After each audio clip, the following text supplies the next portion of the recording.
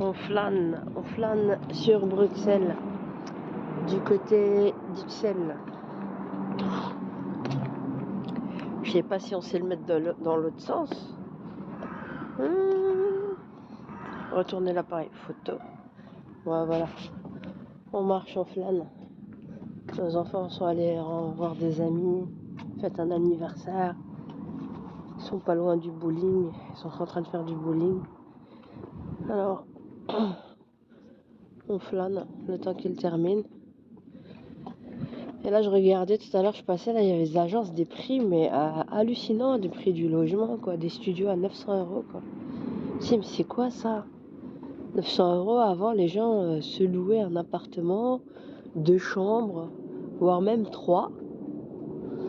À Bruxelles, il y a 10 ans en arrière, 15 ans en arrière. 10 ans en arrière, les gens pouvaient louer un appartement 2-3 chambres à 900 €. Un beau 2 chambres, assez grand, assez vraiment là, luxe et tout ça. Maintenant, un bed studio de 30 mètres carrés, 800-900 €. Si ça, c'est pas de la folie, on se pose des questions. Je dirais. Comment les gens vivent? On est en train de les endetter. C'est quoi l'histoire? Je suis bien contente d'être sortie de Bruxelles, même si je suis à la périphérie. C'est tout aussi cher, voire aussi cher. Mais comme on dit, alhamdoulilah, quoi. Moi, mes enfants ils sont à Bruxelles, mais c'est devenu... Il y a des beaux quartiers, hein, c'est beau, c'est magnifique à Bruxelles, mais c'est pas j'ai vu les trucs, j'ai halluciné. Un 2 chambres qui fait quasi 600 000 € en vente. C'est quoi l'histoire? Un appartement qui fait 1,1 million. À ce prix-là, moi je m'achète un château. Hein. Vous êtes sérieux? Vous êtes sérieux? On est où? On est où? Les garages avant se louaient 80 € le mois, 70 € le mois. Au plus, max, gros max, ça montait à 120, 110 €. Vraiment le truc, vraiment abusé, tu es abusé. On est à combien maintenant? Rien que pour des bêtes garages. On est dans des 200 et des 250. On va où comme ça? Et les salaires, ils augmentent pas autant. Hein. Les gens, mais ils ont plus de cœur.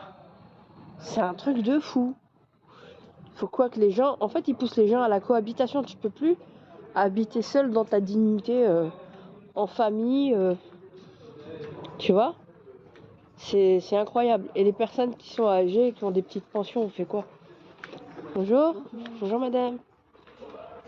Ouais, faut penser à ces gens-là. Les jeunes qui sont étudiants. Plein de choses, plein de choses. Non, mais non, les consultations, c'est entre 50 et 80 €.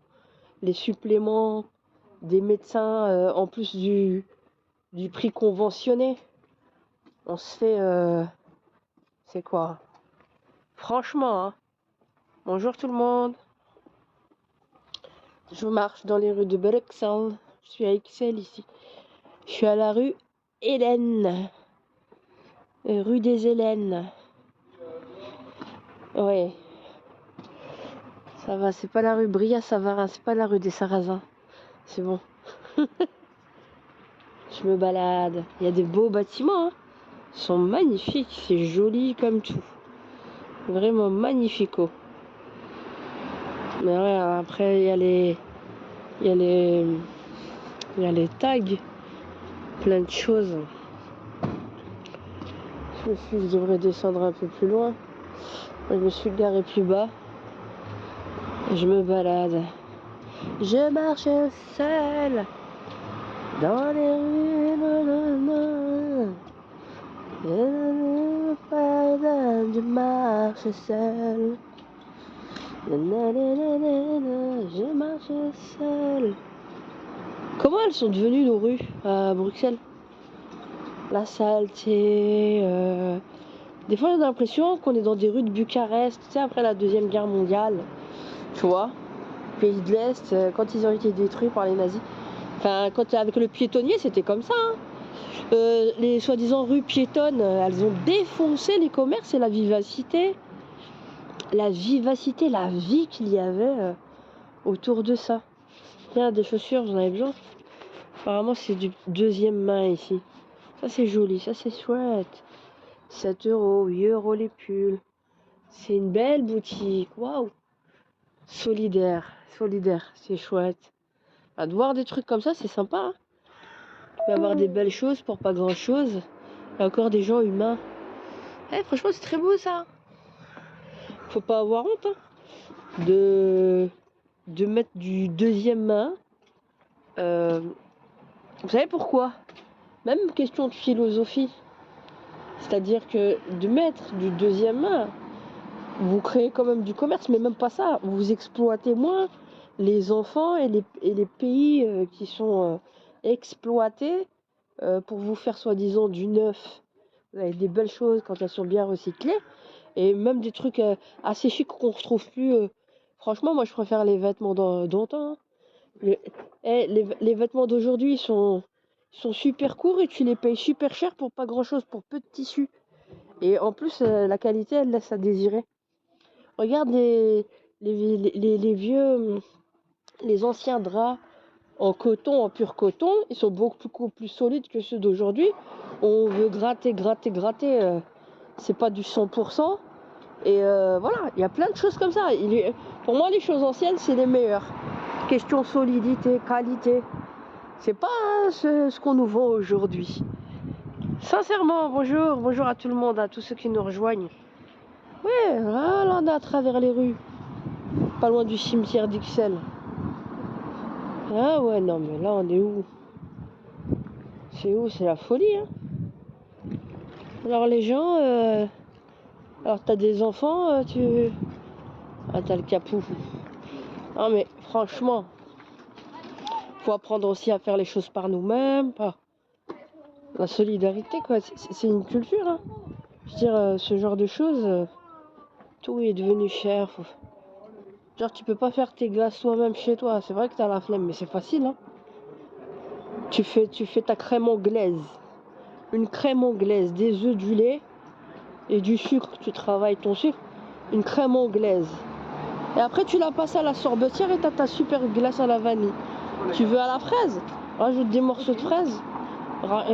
Mixe-les et rajoute dans le truc et tourne. Tu veux du chocolat? Rajoute le chocolat et fais tourner. Tu le rajoutes à la base de la crème comment dire, tu le rajoutes à la base de ta glace faite à la base de la crème anglaise. C'est tout. Sorbet, c'est quoi? C'est de l'eau et un sirop de sucre boulé qui a été cuit. Donc tu as cuit à 120 degrés, 121 degrés ton truc. Et c'est du temps pour temps. Autant de purée de fruits que de sirop de sucre. Genre j'ai 1 litre de sirop de sucre, je dois mettre 1 litre de purée de fruits. Prends une boîte là de pêche ou de poire ou de ce que tu veux, mixe-les, pèse-les et il faut que tu aies autant de sirop de sucre. Tu mets 500 grammes et tu les mélanges dans ta sorbet, tu fais tourner. Et on n'en parle plus. T'as ton sorbet. Tu mets 500 grammes et tu les mélanges dans ta sorbet, tu fais tourner. Et on n'en parle plus. T'as ton sorbet. Tu mets 500 grammes et tu les mélanges dans ta sorbet, tu fais tourner. Et on n'en parle plus. T'as ton sorbet. Hello. On est revenu, on a marché. Le téléphone s'est éteint.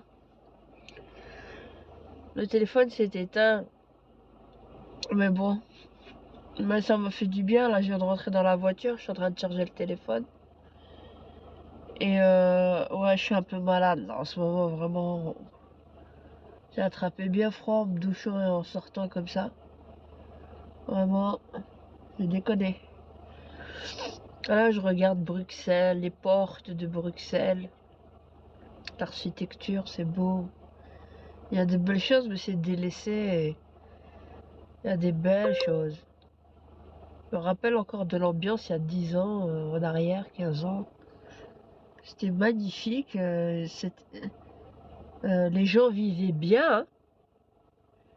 Il y a 20 ans d'arrière, les gens, ils faisaient bon vivre, hein, à Bruxelles. Ça s'est détérioré ces 20 dernières années. C'est avec la communauté européenne et tout le bazar, là. Ils ont fait exploser les loyers. Les propriétaires, ils sont mis plein les poches, mais de l'autre côté, on leur a augmenté le cadastre. C'était vivable il y a 20 ans en arrière, Bruxelles. C'était agréable, maintenant c'est un enfer.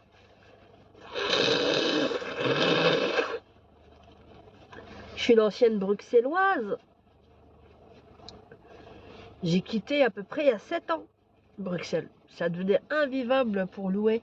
Et les gens louaient de plus en plus loin.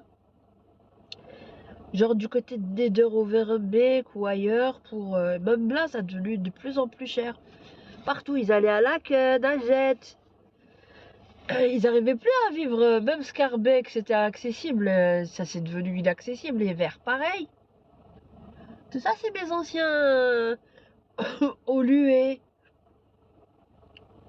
Roadbeek, c'était super, c'était agréable. C'était déjà un peu cher là-bas à l'époque, mais c'était magnifique. Il y a toujours une bonne ambiance, mais les prix, c'est de la folie. On est où? C'est grave. C'est-à-dire, si on doit bien réfléchir par rapport au logement, c'est-à-dire que les gens et les propriétaires vous raquettent même les allocations familiales de vos enfants pour vous faire louer. Si on doit réfléchir comme ça, vous êtes obligé de piocher dans les allocations familiales de vos enfants pour payer le loyer. Est-ce que vous trouvez ça normal d'enlever de la bouche de vos enfants? C'est pas de votre faute, hein.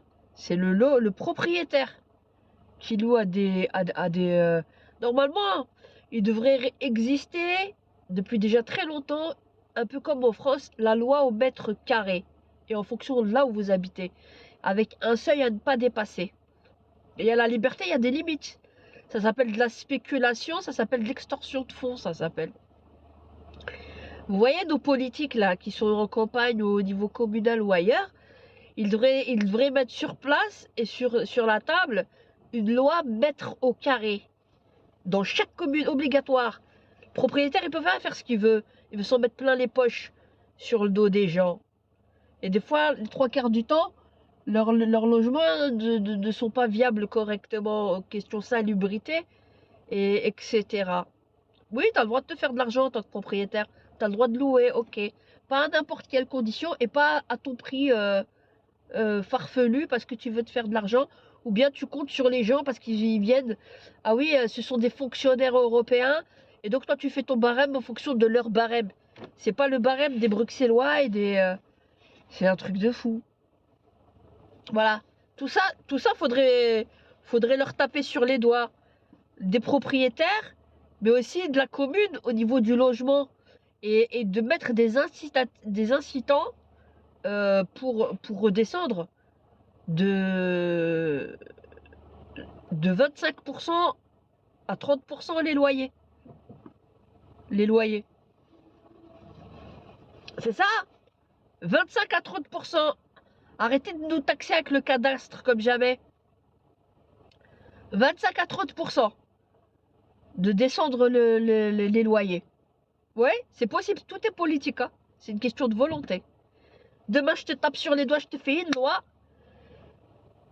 Ton logement, là où tu habites, hein, au lieu de nous faire avec l'éducation sexuelle et compagnie, là, avec les plannings, une cartographie des animations sexuelles à l'intérieur de chaque école avec le logiciel et le programme JAD, vous devriez faire une cartographie, hein, dans les rues de Bruxelles et dans les communes de Bruxelles et en fonction des adresses, un prix au mètre carré.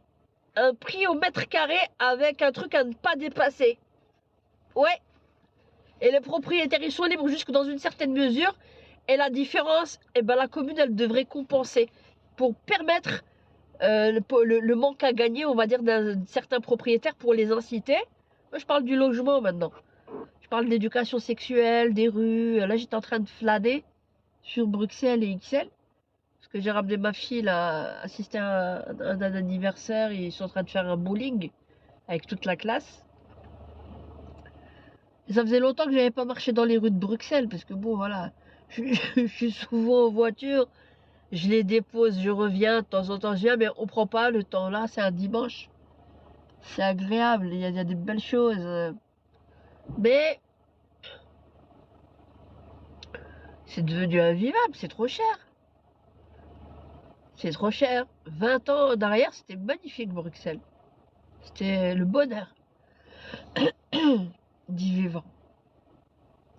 Et de plus en plus, donc, les gens qui y habitent ou qui y vivent sont soit des célibataires, soit des nouveaux étrangers. Célibataires ou sans papier, ou des jeunes complètement explosés qui vivent tous en colocation. Mais les familles sont contraintes de sortir de Bruxelles. Elles ne peuvent pas. Ou sinon, elles vivent dans un milieu exigu, ils sont les uns sur les autres. Question salubrité, question là, ils ont les nerfs. Les gens pètent les plombs, hein, après ils deviennent agressifs, il faut pas s'étonner. Ça joue. Faut pas voir qu'un état micro, faut voir un état macro, économique, macro. Au niveau de la psychologie, les dépressions, les uns sur les autres. Bah oui. Vous trouvez ça normal qu'un studio se loue à 800 ou à 600 euros? Studio de 30 mètres carrés. Maintenant, 450, 500, gros max. Et c'est déjà beaucoup. Tu rajoutes 150 par chambre. Un appartement, une chambre, un salon, 650 euros. Gros max, 700. C'est déjà beaucoup. Rajoute encore 150, deux chambres. On devrait faire un truc comme ça avec palier. En fonction de la... C'est ça qu'il faudrait parler là au communal. Oui, tu veux mettre un incitant? Je m'excuse. Les Ukrainiens, quand ils sont venus, on leur a déballé le tapis rouge, on a su trouver les millions. Pour les Bruxellois, les Belges, on sait pas. On sait pas trouver ça. Pour nous, là. Ici. Enfin, pour nous. Moi, franchement, entre guillemets, je suis bien loti. J'ai acheté ma maison il y a 4 ans. Bon, bah là, on paye ce qu'on a à payer, mais moi, je vois. C'est même pour les autres. Et j'aime Bruxelles. Mais comme ça, c'est une cata. C'est une cata. Mais c'est l'enfer. Les gens, ils sont faire quoi? Vous voulez quoi?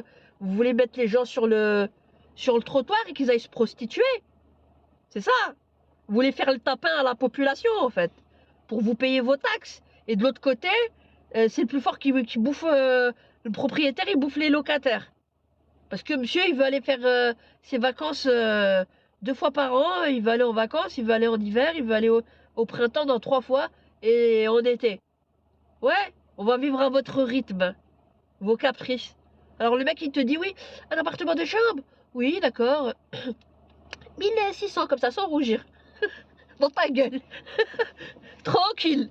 Genre toi, t'as un minimum, ton salaire, il est déjà à 3500. Hein, ouais.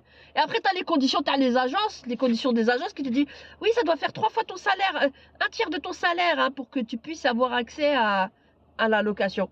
On est où? On n'est pas dans la réalité. C'est pas du réalisme, ça. Ça, c'est de la spéculation, c'est de la folie. C'est pousser les gens dans une détresse à se saigner, à ne pas vivre, mais à survivre. Ben, mais parlez-nous de ça. Pas faire des promesses dans le vent, par palier. Une chambre en plus, 150 euros. 3 chambres. Studio, il fait 500 euros. 3 chambres, rajoute 450. Vous savez combien? 3 chambres, salon et tout, tu le prends pour 1000 euros, grosso modo. 1100 euros, grosso modo. Appartement, 3 chambres, salon, salle à manger. Ça, c'est décent. Ça, c'est décent. Ça, c'est décent. Ah, c'est des malades. Moi, je comprends pas que les politiques, ils parlent beaucoup. Mais ça, c'est le b.a.-ba. Avec une loi au carré. Ça, c'est la première des choses à régler. Que de laisser les gens comme ça dans la pauvreté. Je parle même pas des pensionnés. C'est même pas la peine. Non, mais... J'aurais dû être belge. Je me serais présenté. Mais ouais, je me suis présenté pour les européennes. Mais bon, voilà, c'est comme ça. Et imaginez, vous aurez voté pour moi. Je vous dis d'avance, je vous aurais tous fait la misère. Je vous laisse pas dormir. Vous dormez, là, les autres politiques, ils dorment comme ça. Ils se réveillent comme ça, là. Qu'est-ce qu'elle a dit? Ils dorment sur une oreille. Je vais vous souffler dans les bronches. Matin, midi, soir. Ouais, je commence à délirer, là. Non, mais c'est horrible. C'est horrible. Moi, je cherche un bâtiment, même pour mon ASBL. J'ai envie de faire des soupes populaires, vous me faites tout chier. Je veux faire des soupes populaires, c'est moi qui vais cuisiner. Je veux faire des soupes populaires. J'ai fait un truc au cercle de la Boétie pour... comme je vous ai dit, je suis en train de mettre les statuts à jour. Ils nous ont tous... J'ai regardé, j'ai pas compris. Il y a un ami qui m'a dit, tu sais que ton ASBL, là, le truc était radié. Je dis, d'où c'est radié? En fait, pendant l'été, ce qu'ils ont fait, au niveau du ministère des Finances, ils ont radié plein d'ASBL. Par rapport au... Parce que je dois vous le dire, hein, parce que si les gens cherchent après le cercle de la Boétie, ils vont dire, ah ouais, regarde, son truc il est radié, c'est de la merde, c'est pas vrai. Je l'ai découvert par hasard, par un ami, il m'a dit, attends, je tapé là. Il me dit, mais elle est radiée ton ASBL? Je dis, d'où elle s'est radiée? Donc en fait, elle est radiée administrativement, mais elle existe toujours, hein, au niveau fiscal et tout le bazar. Au niveau des règles et tout ça. Pourquoi? Parce que c'est les registres dits UBO. Ils ont fait ça à des milliers d'ASBL pendant cet été. Ils nous ont foutu la merde. Je dois encore courir. Donc le cercle de la Boétie, l'ASBL, elle existe bel et bien. Faut pas vous inquiéter. Je fais le site internet et je suis en train de régler ça avec mon experte comptable qui fait partie de l'ASBL. Et on met ça en ordre. Mais elle existe toujours, hein, pour ceux qui nous cherchent. Mais on n'a pas d'adresse. Là, concrètement, j'ai le matériel que j'ai investi de ma poche. Il est en bas de mon garage, de ma maison. J'ai des tables, j'ai des tableaux, j'ai des trucs. Pour qu'on donne des cours, pour que j'ai un frigo, j'ai plein de trucs pour développer le restaurant social, pour faire des soupes, trucs solidarité. J'ai pas de local et j'ai pas les moyens de payer. J'ai pas d'argent. Voilà. Maintenant, même on veut faire quelque chose de bien. On peut même pas avoir quelque chose qu'on nous donne un bâtiment gracieusement. J'ai demandé en location temporaire un bâtiment pour aider les gens. Même ça, faut qu'on se saigne. Faut qu'on saigne les gens. Vous imaginez, même pour des élans de solidarité, faut qu'on saigne les gens et les citoyens qui veulent s'entraider. Vous trouvez ça normal? Alors que normalement, c'est les autorités locales qui doivent aider. C'est un truc, voilà. Voilà, je vous ai mis sur la table les sujets. Je vous ai mis là, chers politiques qui me regardez, ce qu'il faut faire. Je vous ai dit ce qu'il fallait faire. Après, est-ce que vous allez faire? Ça, c'est une autre question. Comme on dit, on n'est jamais mieux servi que par soi-même. Si Dieu me prête vie, peut-être un jour. Peut-être un jour. Mais là où vous êtes, vous pouvez être efficace. C'est ça qu'il faut régler. La dignité des gens, quoi. Habiter... On est obligé de les forcer à vivre en colocation. Et regardez l'arnaque. Oui, c'est super fun pour créer la cohésion sociale. Tu sais, on veut te vendre la colocation comme quelque chose de super. Non, c'est pas super. Moi, j'ai envie d'aller me doucher, j'ai envie d'être bien.